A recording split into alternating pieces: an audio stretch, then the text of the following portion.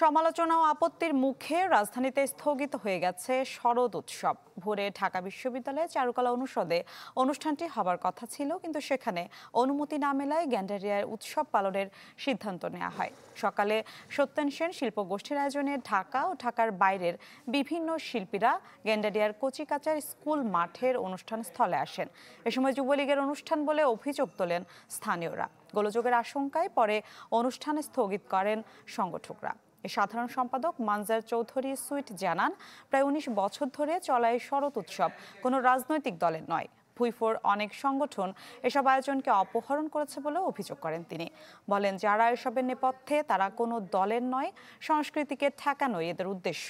পরে সমবেত কণ্ঠে জাতীয় সঙ্গীত পরিবেশন এবং সঙ্গীত শিল্পী ফরিদা পারভিনের স্মরণে ১ মিনিট নীরবতা পালন করা হয়। কি বুঝলেন ভাই? অনলি যেটাই চাই।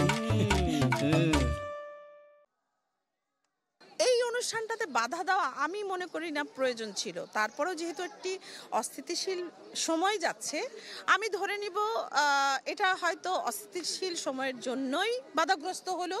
আজকে আমরা অতীব দুঃখের সঙ্গে জানাচ্ছি, সেই প্রকৃতি বন্দনাও বাংলাদেশে আমরা নিয়ম অনুযায়ী চিঠি দিয়েছি, নিয়ম অনুযায়ী টাকা জমা দিয়েছি, নিয়ম অনুযায়ী পুলিশের কাছে চিঠি দিয়েছি, কিন্তু আমরা যে কোনো কারণেই হোক আমরা এই কাজটা সেখানে সমাধান করতে পারি না।